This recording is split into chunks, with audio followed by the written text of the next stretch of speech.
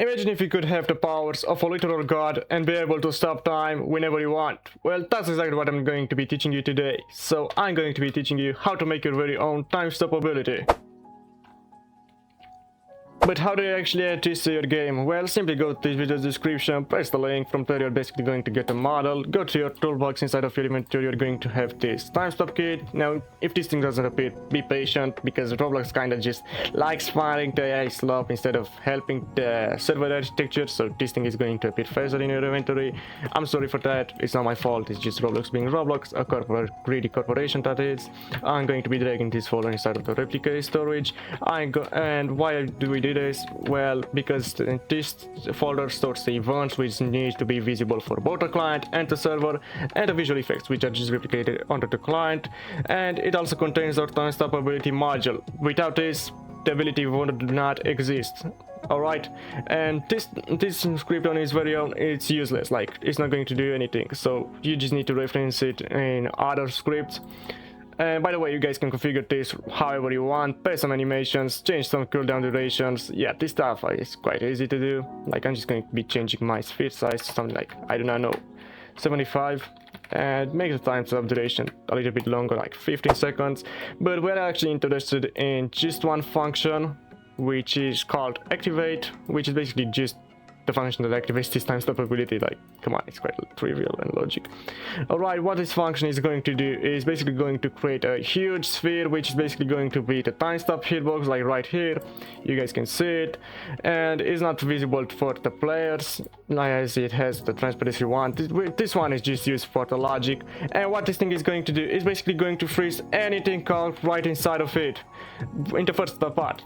From then, it's basically going to take whenever something touches the sphere, and if it touches, we just freeze it, man. And that's why we connect this function called hit process hit, which is basically going to take care of all of the edge cases. It's going to group them, the object types, into three: the players, the NPCs, and the projectiles, which are basically just base parts that move like they have an assembly line at velocity.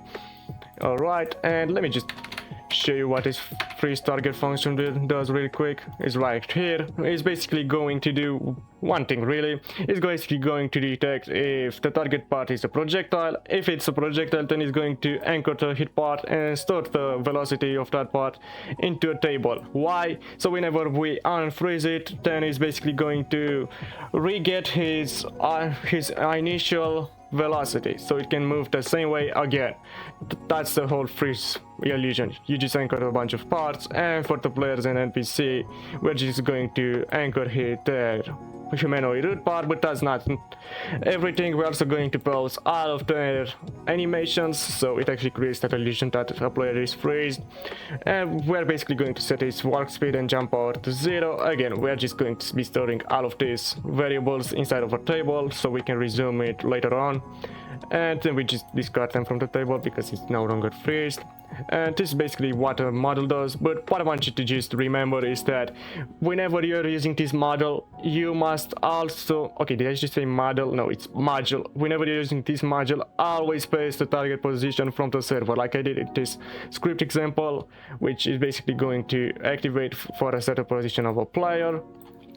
And by the way, you should only initialize this whenever a player first joins your game, not on the server you want. I see a lot of people just doing that, but that is completely bad for your game, because it risks a major security threat for your game, and it's also going to cause a bunch of memory leaks, you know what I mean? And I also just use these local scripts, so the local script is basically going to pass the humanoid root part position whenever a player touches T on his keyboard.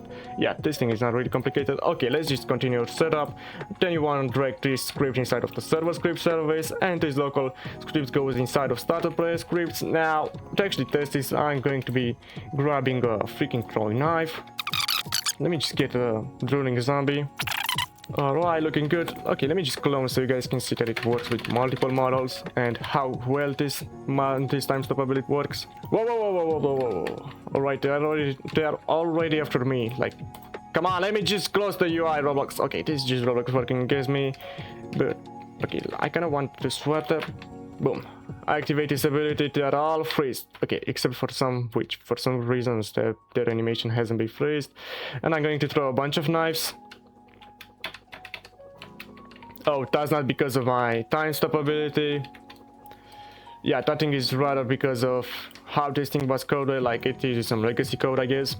Alright, I'm going to hit the time stop ability, but this time let's just check the activity rate. So, in case you guys are interested to see how fast this thing is, I'm going to hit T on my keyboard.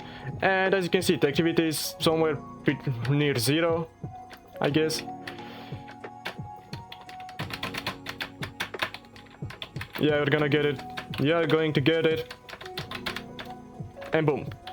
The zombies all die and the activity resets all the way to 0 and is going to work just fine. But there's still one major flaw that we need to discuss, and that is, like, come on, just pay close attention. Yeah, I'm going to go near a zombie, and what does this zombie do? He attacks me, despite the fact that he theoretically should be freezed. Now this thing should not happen, because he's freeze. Like, come on, how can a zombie that is freeze can attack me? Well, to actually solve this issue, we are simply going to modify some code inside of this script right here called NPC. Like, you guys can do it for your very own game. You just need to detect whether an instance is actually freezed or not. Now we have 3 functions right here inside of the module, all of which basically just do the same thing, but they expect different references. Like, is frozen is going to expect a player reference, is NPC frozen expects a model reference, and is projected frozen it's the simplest. It just expects a reference to the part that you guys want to check.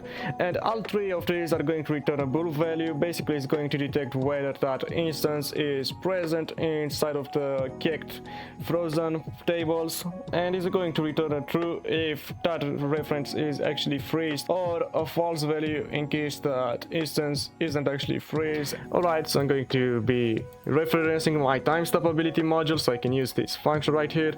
Alright, so let me just go to local, replicate storage,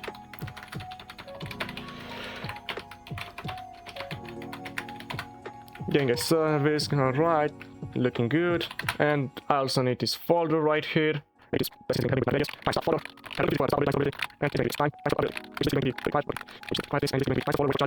Now that we have this ability, let us locate which function right here is responsible for dealing damage to player. Like, in case you guys do not know what this code does, like, I'm gonna be honest with you, neither do I. Like, I have no idea what Roblox does, but I can just read a bunch of syntax, and I just located this attack function.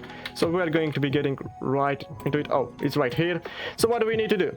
Well, in my mind, what I should do is simple. We need to negate all of this code. Like, this is what a compiler must see if our NPCs freeze or not. So how can we do that? Well, we can just use an if, then, and then return end. But we need a condition. How do we get that condition? Well, this condition is this one, right here, is NPC frozen. If the zombie is freezed, okay, no, not frozen, it's freezed. Why did I name this frozen? Frozen is the name of a goddamn voice. Okay. Right, if the NPC is actually freezed, we are not going to execute this code. Like, this is what the compiler is going to see. So what are we going to do? We are simply going to call the time stop ability is NPC freeze, and since we're modifying this script, we just need to reference this model right here, which is going to be script.parent, and this thing should do the trick. And I'm going to be duplicating some of these zombies real quick. Let me just get rid of this properties window and toolbox. And I'm also just going to activate my time stop ability, but I'm kind of waiting for my force field to ring it off. Come on, force field. Right, I'm hitting T. And the zombies no longer attack us. Okay, they're just playing some weird animation, I guess. And yeah, that is how you make your very own time stop ability for your game. See you in the next one. May God enlighten you.